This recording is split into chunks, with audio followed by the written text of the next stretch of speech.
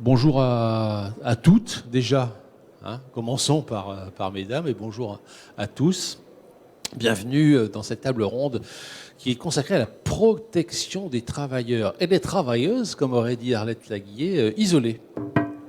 Alors, quelle solution pour quel métier? Pour répondre à ces questions, j'ai le plaisir d'accueillir sur scène Vincent Canu. Vincent, bonjour. Bonjour, vous êtes Senior Account Manager chez IFS. Et plus loin de moi, j'ai Sébastien Stern, qui est manager commercial Île-de-France du département sécurité électronique chez le groupe DFM. Vous allez me dire dans un instant ce que fait le groupe DFM. Eh bien, bonjour à tous. Vincent, c'est par vous que j'ai commencé. Donc, j'ai prononcé l'acronyme IFS, mais qu'est-ce qui se cache derrière cet acronyme IFS? Dites-moi. Il se cache une société d'origine suédoise, en l'occurrence, qui vient du monde du service, qui édite des logiciels d'entreprise, qui couvre les fonctions finalement depuis la partie finance, asset management, gestion d'intervention. L'idée étant de fournir une solution qui soit cohérente. Et on la commercialise pour les industries du service, donc qui fonctionnent avec du service. Donc tout ce qui va toucher à l'aérospace, la construction, les utilities, le manufacturing, et puis après le service en soi, donc tout ce qui touche à, par exemple, je ne sais pas moi, l'inspection, la sécurité incendie, on en parlait juste avant, voilà, donc tout ce genre d'industrie. Et donc on est à l'heure actuelle 4000 personnes dans le monde. Même 4500 en fait, parce que 4000 c'était en début d'année. On est en très très forte croissance. Donc effectivement j'ai mentionné une société suédoise, ce qui de nos jours est assez significatif pour le, pour le mentionner. Et voilà, donc vous pouvez nous voir sur le stand C11 si vous passez plus tard. Ils passeront plus tard. Alors, Vincent, on est encore dans une période un petit peu atypique, pour rester poli, depuis quelques dizaines de mois maintenant. Comment est-ce que vous voyez, vous, l'évolution du marché sur le besoin de protéger le travailleur isolé? Est-ce que la pandémie a accéléré les choses? Est-ce que ça a changé la typologie de marché? Est-ce qu'il y a des technologies qui changent la donne? Voilà. Alors, c'est vrai que ça a amené pas mal de changements. Donc, la protection de travailleurs isolés, c'est un ensemble logiciel hardware. Donc nous, comme vous l'avez compris, on est clairement sur la partie logicielle, mais c'est surtout une réflexion qui va se mener sur comment est-ce que je vais protéger mes salariés quand ils sont dans un endroit, quand ils sont tout seuls, quand ils sont en danger, en situation un petit peu délicate. C'était des réflexions qui se passaient, qui fonctionnaient, qui étaient déjà très très implantées sur certaines industries. Par exemple, le monde de l'énergie, le monde de l'oil and gas sont finalement des mondes où historiquement ça se fait depuis toujours. Enfin, moi j'ai travaillé chez BP Exploration à Londres il y a 25 ans. On me disait déjà, voilà, il faut que quand tu montes l'escalier, tu tiens la rambarde de la main droite, tu n'as pas le droit d'utiliser tes deux mains pour porter un objet, tu ne cours pas dans les escaliers, tu ne fais pas ci, tu ne fais pas ça, etc. C'était déjà, c'est ancré dans les mœurs dans ces industries. Donc j'ai envie de dire pour ces industries, pas forcément de changement fondamental. Là où nous on voit une vraie prise de conscience, et j'utiliserai le terme de prise de conscience plutôt vraiment que de révolution, parce qu'il y a quand même beaucoup de travail, mais effectivement les gens ont pris conscience qu'il fallait prendre en compte la sécurité quand on va commencer à faire des interventions, même sur des métiers où de prime abord, c'était pas forcément la culture habituelle. Donc par exemple le télécom, la personne qui va mettre la fibre chez vous, la personne qui va, je sais pas, faire de la désinsectisation, qui va gérer des compteurs d'eau, etc. C'était pas forcément la culture, mais ça le devient de plus en plus. La crise sanitaire a fait que les gens se sont dit mince, il faut qu'on mette en place de nouvelles procédures. Et donc du coup, on va mener une réflexion complète autour de la protection du travailleur isolé. Et là, du coup, ils ont commencé à introduire dans les protocoles d'intervention des procédures de protection individuelle pour les gens qui font les interventions. Donc, par exemple, est-ce que tu as mis tes équipements de protection personnelle? Est-ce que tu as sécurisé la zone de travail? Est-ce que tu peux prendre une photo, s'il te plaît, etc., etc. Une espèce de checklist de sécurité. C'est des choses qui existaient déjà, mais c'est vrai que depuis la crise, on voit que ça se systématise. Voilà. Merci Vincent. Alors bon, Vincent, vous êtes plutôt côté logiciel, mais ça tombe bien parce que on a Sébastien qui est plutôt du côté matériel. Alors, rappelez-nous déjà que fait le groupe. Le monde est bien fait. Mais oui, rien n'est laissé au hasard non plus, hein, Vincent. Alors, Sébastien, qu'est-ce que fait le groupe DFM dans la vie? Alors, le groupe DFM, pour commencer, a été créé en 2002. Donc, on va fêter nos 20 ans l'année prochaine. C'était une société française qui a été créée par Dan Giorno, Franck Macassi et Michael Guény, DFM. Aujourd'hui, nous sommes implantés sur le territoire national. C'est un peu plus de 230 salariés à ce jour. C'est surtout plus de 8000 clients que nous accompagnons aujourd'hui à travers des solutions globales de transformation numérique. Je parle de solutions, je parle d'équipement, je parle de suivi de services, maintenance, SAV, etc. Je parle de financement aussi. Voilà, donc on les accompagne vraiment sur sur tout l'ensemble de la chaîne, à travers 4 grands métiers qui sont l'IT, informatique, les télécoms. Nous sommes aussi opérateurs fournis du lien. La partie sécurité électronique, évidemment, dont fait partie la protection du travailleur isolé, en tout cas les solutions de PTI. Et évidemment, le métier historique du groupe, l'impression et tout ce qui est solution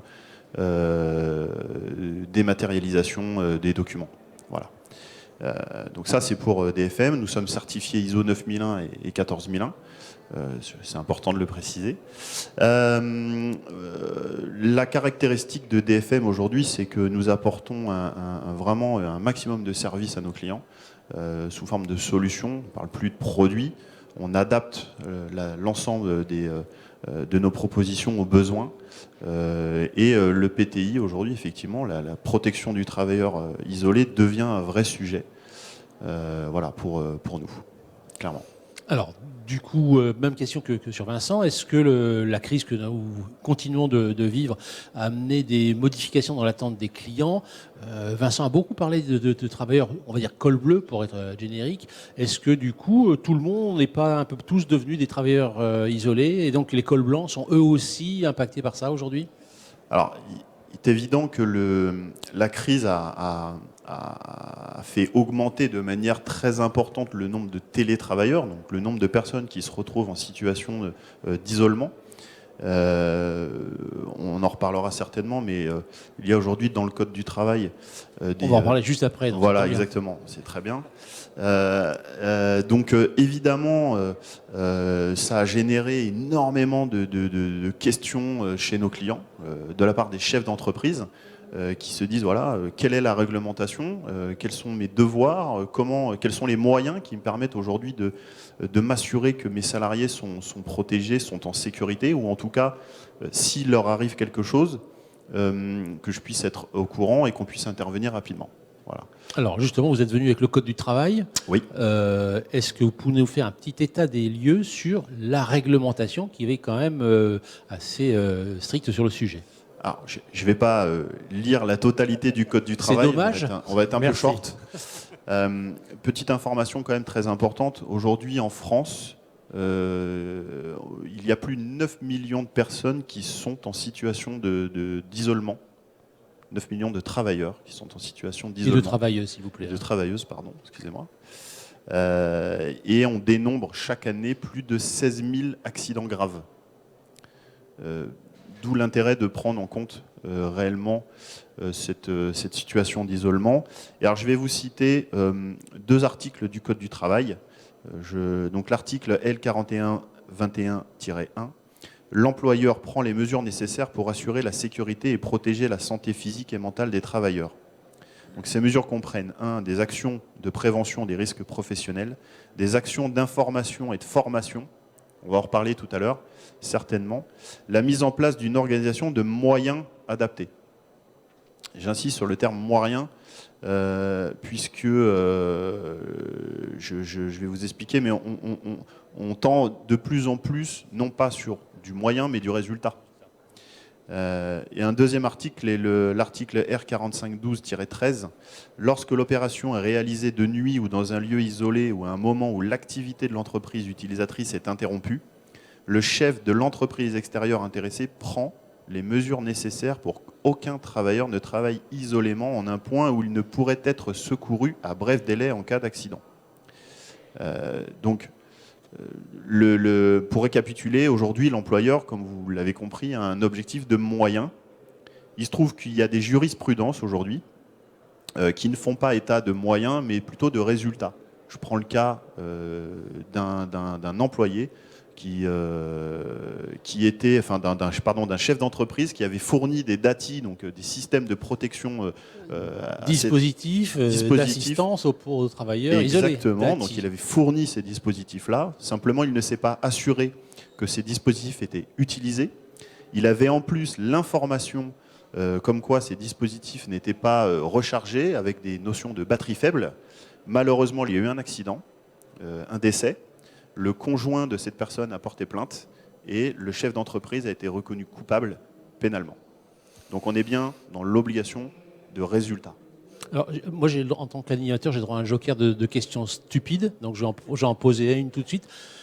C'est quoi un travailleur isolé aujourd'hui ?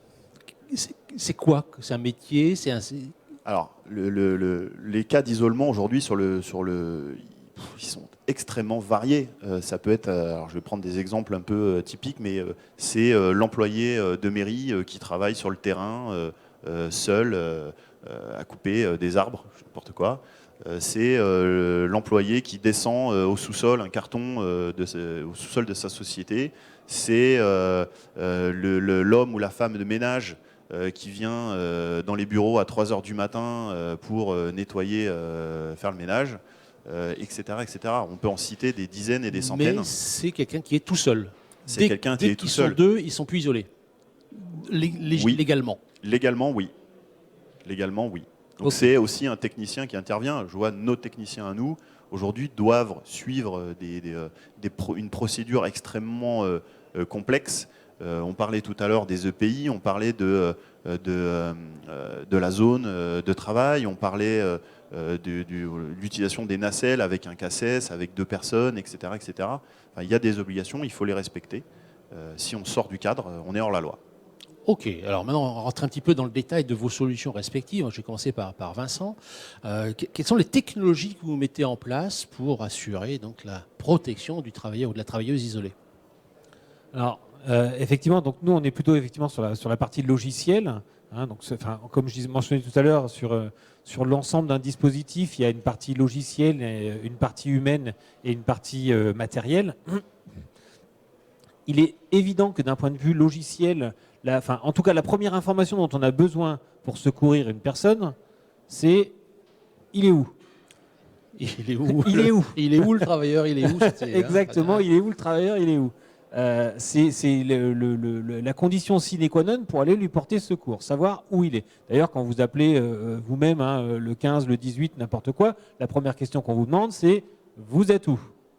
C'est l'information primordiale. La problématique, c'est que la géolocalisation, c'est une donnée qui est très facile à obtenir. Tout le monde a un petit smartphone, tout le monde a moyen d'avoir cette information. Maintenant, en France, c'est vrai que c'est quand même un petit point de débat encore sur l'utilisation de la géolocalisation pour les techniciens.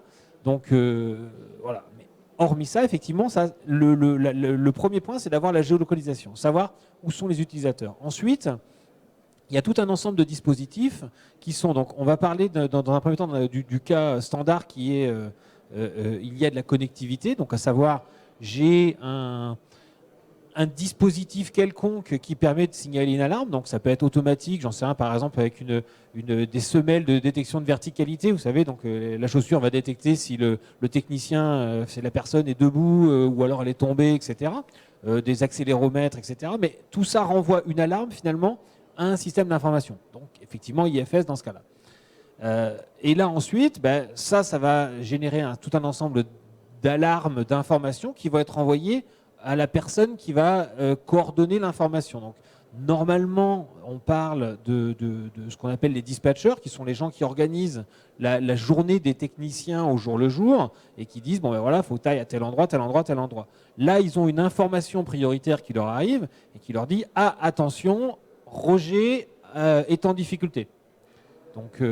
Et donc là, charge à eux ensuite, généralement, au niveau procédure, bon, ça varie un petit peu, mais le grand classique, c'est effectivement, j'essaie tout de suite d'appeler pour établir un contact avec la personne. Est-ce que ça va pas? Si j'établis pas de contact, là, deuxième procédure, effectivement, je vais peut-être dérouter un technicien. Ou si c'était suite à une détection de chute, là, c'est pas un technicien que je vais dérouter directement, je vais directement appeler les secours. Bref, il y a tout un ensemble de processus qui sont mis en place, qui permettent de guider le dispatcher ou l'équipe de secours éventuellement pour intervenir correctement. Donc ça, c'est dans le cas où on a de la connectivité, c'est-à-dire que le dispositif finalement a pu envoyer l'information. Voilà. Maintenant, la problématique, et c'est un peu inhérent au fait que ce soit des travailleurs isolés, ils sont généralement dans des situations entre guillemets un petit peu pourries. Quand effectivement ils sont au 5e sous-sol dans un parking, je ne sais pas vous, mais moi chez moi, le réseau il fonctionne pas au 5e sous-sol. Même donc avant Roger il peut tomber, retomber, retomber et puis prendre un parpaing sur la tête et au final tous les dispositifs qu'il a matériels finalement ne serviront pas. Donc on est capable de mettre en place aussi des systèmes d'alarme préprogrammés. Donc par exemple, un égoutier doit descendre, faire une intervention dans l'égout. Donc soit ils sont deux, soit là il est tout seul. En l'occurrence, ce pauvre Roger, décidément, Roger il a vraiment pas de chance aujourd'hui. Il a un système d'alarme, c'est-à-dire que il dit bon voilà, moi je suis censé intervenir, je vais voir par exemple tel truc, ça va me prendre 5 minutes, j'ai une alarme à 10 minutes. Et il faut qu'il soit remonté à zone pour arrêter cette alarme au bout des 10 minutes. Sinon, effectivement, le signal est envoyé. C'est comme dans les trains, il faut appuyer sur un truc toutes les 10 minutes pour dire voilà. Exactement. Mais du coup, c'est le seul moyen de s'assurer qu'il y a un retour. Et s'il n'y a pas de retour, là, effectivement, on relance le même process, la même procédure, on déroute quelqu'un potentiellement, etc. etc. Mais c'est une vraie problématique. Le côté offline sur les notions de sécurité, c'est une vraie problématique parce qu'on a d'un seul coup une personne qui est coupée de tout.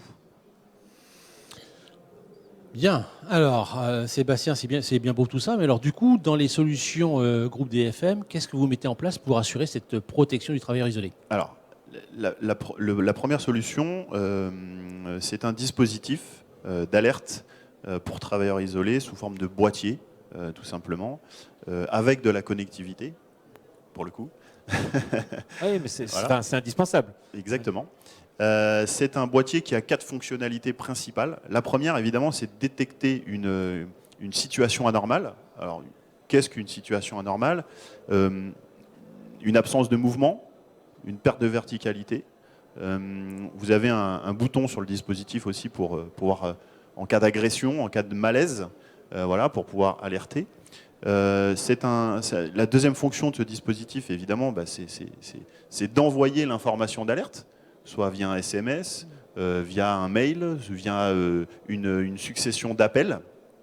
La troisième fonction, c'est évidemment de pouvoir de faire en sorte de traiter l'information, soit de l'envoyer vers un logiciel et donc une plateforme de personnes qui vont pouvoir gérer cette information. Ça peut être aussi via un télésurveilleur, c'est le cas de notre solution de PTI aujourd'hui dans la majeure partie des cas. L'avantage de cette solution-là, quand on est dans un lieu privé, j'insiste, c'est qu'on peut aussi mettre en place un système de vidéosurveillance qui va nous permettre de faire de la levée de doute vidéo et de voir réellement ce qui s'est passé. Donc ça, c'est important, donc d'être plus réactif dans le traitement de la problématique. Et la quatrième fonction, c'est la géolocalisation. Effectivement, Vincent le disait, il faut pouvoir géolocaliser. Voilà, ça c'est les 4 fonctions principales de ce boîtier-là. Après, il existe d'autres typologies de produits qu'on va adapter en fonction des contraintes que l'on va rencontrer sur le site. Réseau, pas de géolocalisation possible, etc. etc. Juste pour figer l'idée, le boîtier, c'est gros comme quoi, à peu près? C'est gros comme la moitié d'un paquet de cigarettes pour les fumeurs. Non, c'est relativement léger. Il y a différents modèles, évidemment. C'est relativement léger. On peut le porter sur soi en format montre, en format collier, au niveau de la ceinture, de la poche. Voilà, ça dépend des applications, ça dépend de ce qu'on fait aussi et comment on l'utilise. Donc il y a une différence entre les travailleurs qui sont à l'extérieur et ceux qui sont à l'intérieur à cause de la connectivité. Alors, est-ce que le même matériel peut faire les deux? Alors, le même matériel peut faire les deux, aucune contrainte à l'utiliser à l'intérieur. En revanche, la fonction géolocalisation ne fonctionnera pas à l'intérieur des locaux. C'est-à-dire que dans un entrepôt de 35 000 m², ce système ne permettra pas de géolocaliser à l'intérieur des locaux. On aura une position GPS. Tous les caméras dont vous parliez tout à l'heure pour identifier où est-ce Exactement, ou d'autres solutions qui existent encore aussi. Voilà. Il y a beaucoup de solutions qui existent. Encore une fois, l'idée, c'est de s'adapter aux besoins. On va parler un petit peu de cas d'usage, là, Vincent. Quels sont les types de clients qui utilisent les solutions IFS? Oui, alors, donc, voilà, les solutions IFS, effectivement, au sens large du terme, c'est vrai que nous, on adresse, comme je mentionnais avant, un petit peu toutes les industries typées services, hein, donc l'aérospace, par exemple avec la maintenance aéronautique, ce genre de choses, tout ce qui est la partie oil and gas, énergie, la partie manufacturing, donc effectivement tous les sites de production, la maintenance de lignes de production, et puis donc toutes les industries de services en soi. Je dirais, pour la partie travailleurs isolés, clairement, comme je mentionnais tout à l'heure, l'historique d'utilisation très très fort, c'est vraiment sur les parties énergie, hein, où là, il y a un historique vraiment très très fort de sécurisation, et côté oil and gas également. Donc, on a beaucoup de clients nous, qui travaillent dans le monde de l'offshore, par exemple, donc plateformes pétrolières, etc., où les conditions de sécurité, les conditions de suivi, les protocoles de sécurisation du travailleur sont juste démentiels. C'est réellement assez impressionnant d'ailleurs, hein. Enfin, je ne sais pas si vous savez, mais pour aller sur une plateforme, vous êtes obligé de faire des formations spécifiques de qu'est-ce qui se passe quand un hélicoptère se retrouve dans l'eau, etc., etc. Enfin bon, bref, il y a une culture sur le sujet qui est extrêmement forte. Maintenant, effectivement, qu'est-ce qu'on voit se développer? Par exemple, je vais donner un exemple. La société Cubic, c'est une petite société anglaise, c'est eux qui gèrent l'ensemble des accès sur le métro londonien. Donc tous les portails d'accès, donc forcément il faut s'assurer que tout ça fonctionne très très bien. Ils ont mis en place, ils sont toujours dans des situations, dans des zones qui sont un petit peu compliquées. Ils peuvent se retrouver à aller également dans des endroits qui sont effectivement extrêmement dangereux, et dans des situations où il y a beaucoup de passages, beaucoup de monde, etc. Mais des climats sécuritaires qui ne sont pas forcément très intéressants. Et donc du coup, ils ont mis effectivement en place ce genre de système. Alors qu'effectivement, en lien avec le métro londonien, qui a déployé des infrastructures pour être capable de savoir où les gens se situent. Alors est-ce qu'ils sont à côté d'un portail d'accès? Est-ce qu'ils sont à côté d'un transformateur, d'un bloc d'alimentation qui lui va être derrière 3 pièces fermées à clé, machin, qui ne sont pas accessibles, etc. Et du coup, renvoie effectivement ce genre d'informations pour s'assurer qu'il n'y a pas de problématique avec leurs techniciens. Vincent, même question. Quel exemple client pouvez-vous partager avec nous? Alors, moi j'ai l'exemple en tête d'un client implanté sur le plan national. C'est des magasins, petits magasins, moyenne surface, 200 m² à peu près. Des petites agences de 2-3 personnes. Le soir, souvent une personne qui reste un peu plus tard que les autres pour la fermeture de l'agence, qui peut aussi de temps à autre manipuler. Alors ils ont un stock de produits, donc manipuler effectivement des produits dans le stock, voire certains qui sont caristes, donc qui vont même déplacer des palettes seuls. Il y a eu des accidents, il y a eu un cas. En l'occurrence, ce qui a amené le dirigeant de l'entreprise à prendre des mesures et à mettre en place en fait une solution sur l'ensemble de ses agences en France. Nous avons déployé l'infrastructure des PTI, nous avons formé les gens, nous avons fait en sorte que les salariés puissent utiliser de manière simple et intuitive le système. Ce qui manque aujourd'hui, c'est de pouvoir contrôler réellement l'utilisation. Voilà. Les équipements sont achetés, mais on ne sait pas s'ils sont portés, s'ils sont sous tension.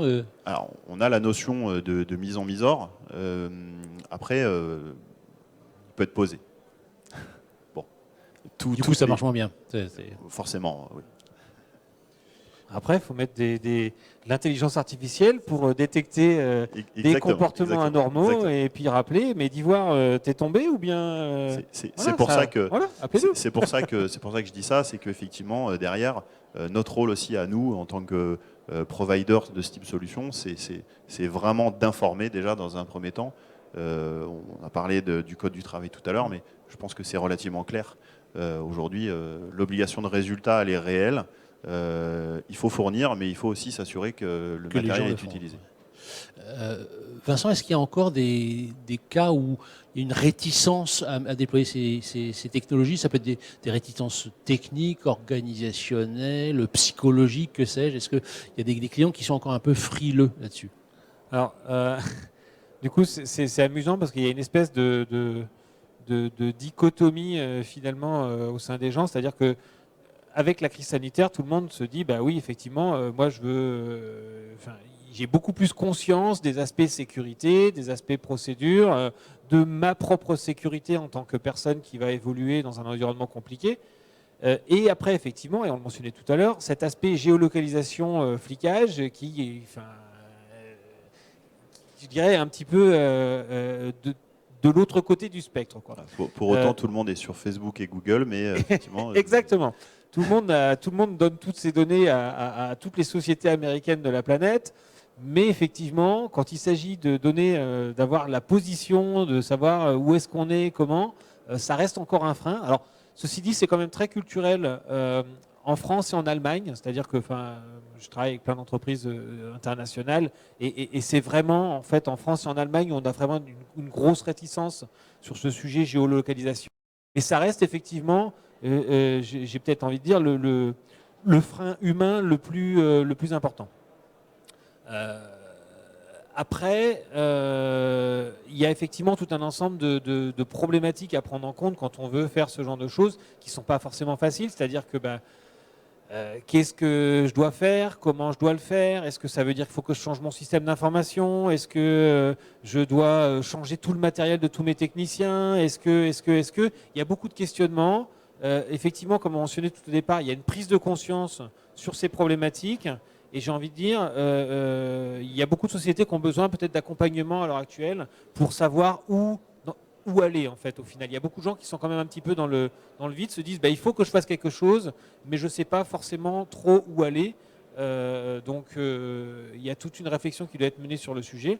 Et puis après, quand on met en place ce genre de projet, effectivement, donc ça a été mentionné, il y a toute une conduite de changement qui doit être mise en place, un accompagnement, une formation, expliquer aux gens le pourquoi du comment. Donc ça, c'est vrai que ce sont un certain nombre de freins, mais petit à petit, ils se lèvent parce que, encore une fois, la prise de conscience est là, la loi est là, donc j'ai envie de dire, c'est un mouvement naturel, c'est un mouvement de fond, ça se fait, ça va se faire. C'est juste que il y a eu une accélération, vraiment, c'est cette prise de conscience au niveau national de il faut faire quelque chose, c'est important. Vincent, même constat sur les freins qui resteraient existants aujourd'hui? Alors, je rejoins Vincent sur le frein psychologique lié à la géolocalisation. À côté de ça, il y a quand même effectivement une vraie prise de conscience et de la nécessité de ce type de dispositif. Une contrainte technique pour moi qui est liée effectivement au réseau. Que faire lorsque on n'a pas de réseau, pas de 4G, pas de 3G, que je n'ai pas pu déployer de réseau. La 5G va tout révolutionner. La 5G va tout révolutionner, bien sûr. voilà, bien sûr. On va s'implanter des puces dans les bras.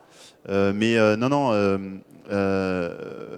y a des solutions qui existent, mais qui nécessitent aussi d'autres gros moyens. On parlait tout à l'heure d'intervention temporaire. Il n'est pas possible de déployer des bornes Wi-Fi, du réseau Sigfox ou autre dans des endroits où on va intervenir temporairement. La sécurité n'a pas de prix, quoique. Voilà. Donc il faut trouver d'autres solutions. Voilà, les technologies évoluent très vite. Il y a de l'intelligence maintenant dans tous les dispositifs, que ce soit sur des caméras de vidéosurveillance. On a aujourd'hui des caméras thermiques, on a des caméras qui savent repérer des gestes suspects. On a tout un tas de dispositifs maintenant dans notre catalogue qui nous permettent de répondre en fait à certaines demandes. Il faut être inventif, il faut surtout s'adapter en fait en fonction des situations. Voilà. Alors, on dit souvent que dans la sécurité, le maillon faible, c'est souvent l'humain. Prise de conscience, certes, réglementation, d'accord, mais comment est-ce qu'on s'assure que le citoyen, le technicien, l'usager utilise ces dispositifs de sécurité? C'est un peu comme en informatique, il faut sauvegarder ses fichiers tous les jours, mais moi le premier, je ne le fais pas. Parce que ça m'accase, ça m'énerve. Donc comment est-ce qu'on peut gamifier le truc? Est-ce qu'il y a des moyens que ça soit une prise de conscience librement consentie? Alors c'est évident, on ne fait pas boire un âne qui n'a pas soif. Mais enfin bon, quand on a quand même besoin de l'information, j'ai envie de dire, on peut lui mettre une intraveineuse. Donc en l'occurrence, comme c'était mentionné juste avant, c'est vrai qu'il peut y avoir tout un système qui est déployé. À la fin, si le système n'est pas forcément utilisé, il ne sert pas. Donc dans un premier point, il y a vraiment cet aspect formation, éducation, explication, qui doit rentrer en ligne de compte. Ensuite, et ça c'est vraiment extrêmement important, c'est le côté expérience utilisateur. Et c'est valable pour tous les gens qui sont isolés, qui vont travailler dans des endroits compliqués, etc. J'ai envie de dire, ils ne veulent pas avoir, et ils ont raison, ce n'est pas leur métier, ils ne veulent pas avoir plus d'administratifs, plus de trucs à gérer, etc. Il ne faut pas que ça soit vécu comme une contrainte. C'est-à-dire que dans le cas idéal, le technicien, il le démarre à la limite, ou le système démarre automatiquement sans que le technicien ait besoin de faire quoi que ce soit, et ça le suit toute la journée. C'est transparent pour lui, il ne le voit pas. Et dans ce cas-là, j'ai envie de dire, lui, il voit ça comme un, bon ben voilà, c'est là, c'est pas pénalisant pour moi. Si j'ai quelque chose, c'est un bénéfice. Maintenant, si c'est quelque chose qu'il est obligé d'allumer, éteindre, machin, de regarder, d'envoyer des trucs tout le temps, honnêtement, ça ne sera pas accepté de la même manière que ce que vous disiez. Voilà, vous ne sauvegardez pas vos fichiers parce que c'est une tannée. Maintenant, si vous avez un système qui, d'un seul coup, vous le fait tout seul, vous n'allez pas vous poser de questions, puis le jour où vous avez un problème, vous allez sur votre cloud, vous avez récupéré vos données, bon ben voilà, il n'y a pas de problème. Du coup, vous l'avez, c'est transparent pour vous. Ça, c'est vraiment un point qui est extrêmement important, l'expérience utilisateur. Donc j'ai envie de dire, il y a peut-être un focus vraiment... Alors, il y a cet aspect éducation, mais vraiment le focus expérience utilisateur, s'assurer que ce soit transparent et que ça soit un bénéfice pour le technicien, c'est primordial. Alors, je suis complètement d'accord. Pour le coup, l'expérience utilisateur est primordiale. C'est ce qui fait que la solution sera utilisée ou pas. Voilà. L'autre bonne nouvelle, Philippe, c'est que j'ai une solution pour automatiser votre sauvegarde. J'adore l'idée. Ça, c'est génial. J'adore l'idée. Une solution DFM, j'imagine. Exactement. On se reparle après. Non, mais je rejoins complètement Vincent. C'est voilà, l'expérience utilisateur, la simplicité, l'intuitivité, la transparence. Ce sont les maîtres mots d'une bonne solution, parce que c'est une solution qui sera utilisée, parce qu'elle ne présente pas de contraintes. Voilà. Pour terminer, j'aimerais vous demander de sortir vos boules de cristal respectives, de les astiquer un petit peu, puis de me dire ce que vous voyez dedans dans les 12 à 24 mois à venir. Moi, ce que je vois, c'est la possibilité de gérer ces flottes de pays de manière centralisée. C'est-à-dire être capable de savoir si effectivement ils sont utilisés, voire éventuellement être capable de dire combien de temps. Avoir une information, une granularité de l'information beaucoup plus importante. Ça, c'est la première chose. La deuxième chose, c'est le développement de réseaux type 5G, type Sigfox et autres, qui vont permettre effectivement de développer de nouvelles applications et de nouvelles façons d'utiliser ce type de dispositif. Voilà, c'est ce que je vois aujourd'hui, c'est ce que j'espère aussi, parce que il faut encore une fois pouvoir répondre à toutes les demandes, et c'est pas forcément toujours le cas. Vincent, de votre côté, boule de cristal, qu'est-ce qui se passe dans les 12 à 24 mois? Moi, du coup, je dirais accélération d'un mouvement qui est déjà présent, en fait. Donc, nous, ce qu'on voit vraiment d'un point de vue logiciel, comme je vous disais, c'est sur un protocole d'intervention, l'inclusion de formulaires de sécurité, j'ai envie de dire, c'est des choses qui se déploient et d'ici 12-24 mois, ça sera quasiment systématique, à mon avis, sur la plupart des industries, d'avoir ce genre de choses qui soient mis en place. Donc, effectivement, quand le technicien arrive, on lui demande de vérifier tout un ensemble d'informations de sécurité. Après, moi, je vois aussi, alors ça existe déjà, mais je pense que ça va continuer à avancer, d'un point de vue hardware, une consolidation finalement entre les téléphones, les terminaux durcis, avec des dispositifs d'assistance directement inclus, intégrés En dedans. première monte, en quelque sorte. C'est ça, je dirais, en faisant partie de la même manière qu'il y a une puce GPS dans le téléphone, de la détection automatique de mouvements anormaux, de chutes, etc., qui sera intégrée directement dans ce genre de choses. Alors, ça existe à travers des smartphones. La complexité du smartphone aujourd'hui, puisque c'est un sujet sur lequel on a beaucoup réfléchi nous en interne, c'est que ça nécessite forcément pour l'employeur de fournir un smartphone. Ça, c'est la première chose. Deuxième chose, c'est que l'utilisation est plus contraignante. Souvent, les DSI de nos clients sont peu enclins à laisser des téléphones sans sécurité. Donc si vous avez un smartphone et que vous avez nécessaire de mettre une empreinte digitale, un code, etc., ça peut être problématique en termes d'utilisation. C'est une réflexion qu'on a eue, mais c'est pour ça qu'on est parti plutôt sur des dispositifs autonomes qu'on trouvait aussi plus intuitifs à utiliser. Maintenant, les solutions existent, elles sont aussi très bien, et il faut y penser. Donc la réglementation est là, le mouvement est là, mais il y a encore plein d'entreprises qui, on va dire par étourderie, n'ont pas encore mis en place de solutions de protection de leurs travailleurs isolés. C'est quoi les conseils que vous leur donneriez? Alors, étourderie et méconnaissance. Oui, mais je voulais être gentil. D'accord, ok. Mon conseil, c'est d'abord et avant tout de faire appel à des professionnels qui seront les conseillers sur les bonnes méthodes et les bonnes solutions à utiliser. Je pense que ça passe par ça, en fait. Vincent? Oui, alors ça, je rejoins forcément. Et puis, je rajouterais quand même ce genre de projet, ce genre de réflexion aussi, c'est des réflexions d'entreprise, en fait.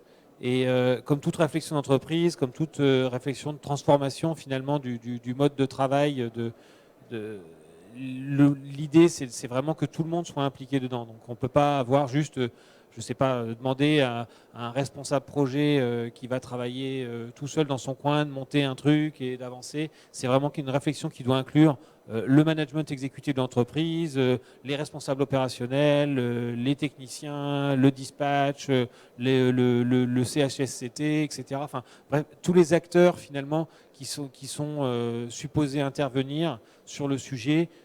C'est le seul moyen d'avoir quelque chose qui réponde correctement à cet objectif de sécurité en respectant les objectifs business de la société. Parce qu'encore une fois, l'objectif, c'est pas que ça soit une contrainte pour le technicien, mais pas que ça soit une contrainte non plus pour l'entreprise, que ça permette de supporter finalement la société et que ça soit adopté à la fin. On en a parlé plein de fois, on l'a dit plein de fois. L'adoption sur ce genre de système, c'est la clé. Et pour avoir l'adoption, il faut avoir bien intégré toutes les contraintes de tout le monde. Et ça nécessite vraiment un projet de transformation. C'est vraiment pas un petit truc qu'on peut faire dans un coin, c'est vraiment un projet de transformation. Et donc le truc à ne pas faire, le panneau dans lequel il ne faut pas tomber la tête la première, c'est justement d'acheter d'abord la solution, puis dire, allez, Maurice, Martine, tiens, voilà un outil certain. Surtout ne pas penser que le simple fait de mettre à disposition une solution ou des dispositifs pour des travailleurs isolés suffit. Il faut informer, il faut former, il faut veiller à l'utilisation. C'est très important. Oui, je rajouterais aussi, effectivement, la plus grosse erreur moi, que je vois sur tout ce genre de projet en règle générale, hein, c'est les sociétés qui commencent à écrire une liste de fonctionnalités, puis qui disent je veux A, B, C, etc. Et je dirais sans avoir forcément consulté réellement qu'est-ce qu'il y a sur le marché, comment différentes sociétés, différentes approches peuvent être mises en place. C'est des choses qui doivent être menées de manière très très collaborative. Il faut revoir tout l'ensemble des processus, parce qu'encore une fois, si je reviens sur mon cas de de l'agent qui va faire une intervention, il faut revoir le processus d'intervention en soi. Donc si on revoit le processus d'intervention, eh ben, peut-être qu'il va falloir revoir derrière le processus administratif qui vient, etc. Donc il y a toute une réflexion qui est extrêmement importante à mener. Et j'insiste, quand on commence à écrire juste une liste de fonctionnalités, ben, je veux faire ça, ça, ça, au final, ça va terminer par ça, c'est évident, mais l'ordre n'est pas le bon. Et donc, au final, on rate des choses et ça fait des projets qui ne répondent pas aux attentes. Et voilà, et on a perdu du temps et de l'argent pour rien, bêtement. Exactement. Exactement. C'est un vrai projet d'entreprise, comme dit Vincent, d'autant plus que on l'a dit et redit, mais c'est bien le chef d'entreprise qui est reconnu coupable à la fin. En plus. Merci d'avoir plombé l'ambiance, Vincent. De rien. Le moment est venu de laisser la place à la parole à la salle pour poser les questions qui leur brûlent les lèvres. Ah, une question devant. J'avais une petite question concernant le chiffre. Vous avez parlé des chiffres des accidents qui étaient 16 000 par an, je crois, quelque chose comme ça. Est-ce que ça a bougé? Est-ce que la période de confinement a eu un impact dans un sens ou dans l'autre d'ailleurs? Ou est-ce que ça reste à peu près stable dans le temps? Alors, globalement, c'est resté à peu près stable. Après, les chiffres sont les chiffres. Peut-être des choses qui ne sont pas rentrées dans les chiffres. En l'occurrence, peut-être que certains accidents n'ont pas été considérés comme des accidents de travail. C'est encore un peu compliqué. Globalement, c'est stable. Voilà. Ça reste beaucoup malgré tout.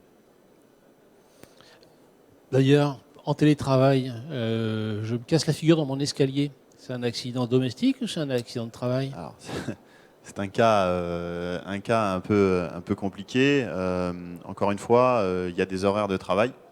À partir du moment où cet accident arrive dans des horaires de travail, il peut être considéré comme un accident de travail. Autre question? Mais il me reste à remercier chaleureusement Vincent Canu et Sébastien Stern. Merci beaucoup. Merci messieurs. Bonne fin de Merci bien. salon.